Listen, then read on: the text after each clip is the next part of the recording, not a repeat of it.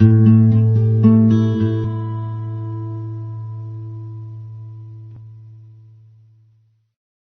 Badar raiders failed as pirates. The caravan they set out to plunder got away. Yet the skirmish that ensued between militants and merchants resurrected a dying doctrine and ultimately reshaped the world. The Islamic lore that emerged that spring morning in 623 from the blood-soaked sands near the eastern shore of the Red Sea serves as the only report of what happened at Badar. Here are some of the most insightful lines spoken that day. The Muslim Abdullah recited this poem. Ishaq, it was so criminal men could hardly imagine it. Muhammad was ennobled because of the bloody fighting. I swear we shall never lack soldiers nor army leaders, driving before us infidels until we subdue them with a halter above their noses and a branding iron. We will then drive them to the ends of the earth. We will pursue them on horse and on foot. We will never deviate from fighting in our cause. We will bring upon the infidels the fate of the Ad and Juram. Any people that disobey Muhammad will pay for it. If you do not surrender to Islam, then you will live to regret it. You will be shamed in hell, forced to wear a garment of molten pitch forever. Second only to the Quran, this may be the nastiest, meanest, most intolerant, violent, and sadistic poem ever recited. Fulfilling prophecy, a Muslim, speaking of the sons of Ishmael, said, Ishaq, in peace you are wild asses, rough and coarse, and in war you are like women, wearing corsets. But I care not as long as my hand can grasp my trusty blade. Ishaq, a Meccan said, as soon as we were confronted by the raiding party, we turned our backs and they started killing and capturing us at their pleasure. Some of our men turned tail, humiliated. Allah smote some of us with pustules from which we died. Ishaq, when the Quraysh began to bewail their dead, consumed in sorrow, one said, Do not do this, for Muhammad and his companions will rejoice over our misfortune. Hamza recited, In Ishaq, surely Badar was one of the world's great wonders. The roads to death are plain to see. Disobedience causes a people to perish. They became death's pawns. We had sought their caravan, nothing else. But they came to us, and there was no way out. So we thrust our shafts and swung our swords, severing their heads. Our swords glittered as they killed. The banner of error was held by Satan.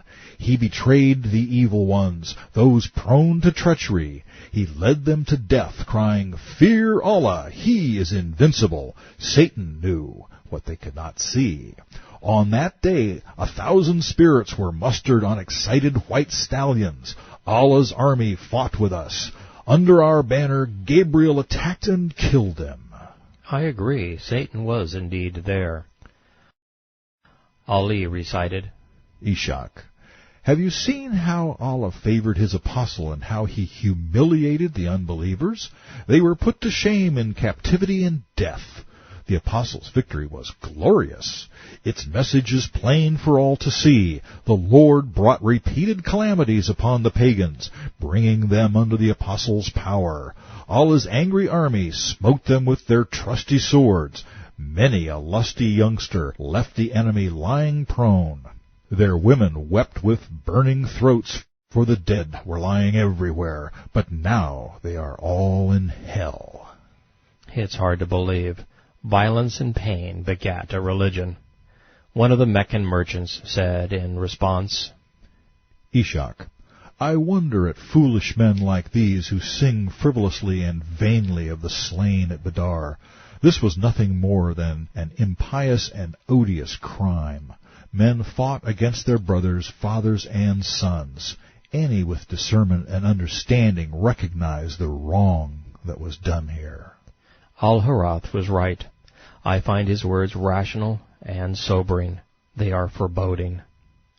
Ka'b, a Muslim commander, recited, Ishaq, I wonder at Allah's deed. None can defeat Him. evil ever leads to death. We unsheathed our swords and testified to the unity of Allah, and we proved that His apostle brought truth. We smote them, and they scattered. The impious met death. They became fuel for hell. All who aren't Muslims must go there. It will consume them, while the stoker, which I assume is Allah, increases the heat. They had called Allah's apostle a liar. They claimed, "You are nothing but a sorcerer." So Allah destroyed them. As you listen to these words, remember this. This day made Islam. On it, Hassan proclaimed, Ishaq. They retreated in all directions. They rejected the Quran and called Muhammad a liar. But Allah cursed them to make His religion and apostle victorious. They lay still in death. Their throats were severed. Their foreheads embraced the dust. Their nostrils were defiled with filth. Many a noble, generous man we slew this day. We left them as meat for the hyenas. And later they shall burn in the fires of hell. A terrorist raid designed to loot a caravan had become a noble crusade. These men who had come to protect their property and family were butchered. Their only crime was calling a sorcerer a liar. Pirates and mercenaries fight for booty, not piety. Ubaidah was no exception. Ishaq. The battle will tell the world about us. Distant men will heed our warning. The infidels may cut off my leg, yet I am a Muslim. I will exchange my life for one with virgins, fashioned like the most beautiful statues. A Muslim recited these lines. Ishaq. Their leaders were left prostrate. Their heads were sliced off like melons. Many an adversary have I left on the ground to rise in pain, broken and plucked.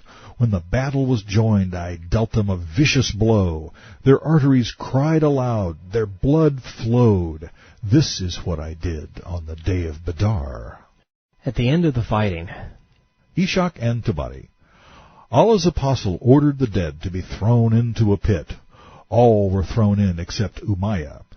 He had swollen up in his coat of mail and filled it. They went to move him, but he fell apart. So they left him where he was and flung some rocks over him. As the dead were being thrown in, Muhammad stood over them and said, "O people of the pit, have you found what your Lord promised you to be true? For I have found what my Lord promised me to be true."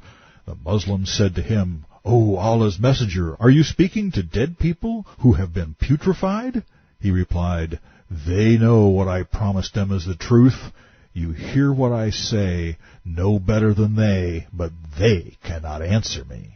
This is almost as sick as the Islamic God gloating over the new arrivals to hell. It's almost as if Muhammad's warped character rubbed off on Allah. Did I say almost? They became twins. Muhammad was the first prophet to promise his people slaughter rather than salvation. It was the one prophecy he got right. Bukhari. The prophet cursed those that had teased him. He said, "O Allah, destroy the chiefs of the Quraysh, Abu Jahl, Utbah, Shaba, Umayyah, and Ubay. I saw these people killed on the day of the Badr battle and thrown into the pit, except Ubay, whose body parts were mutilated." He was putrid, possessed, and pathetic, but not prophetic. While some of this material is redundant, it's important to see how the four prime Islamic sources work together to provide us with a portrait of this man, of his spirit, and their religion. Every word devastates Muhammad's character. Every stroke reveals his motives. The Battle of Badr resurrected the fledgling political doctrine of Islam, yet the motive was greed. The means was terror. The reason was Muhammad. He had come full circle. The abused child was now an empowered, demented, and vicious abuser. This next hadith is telling.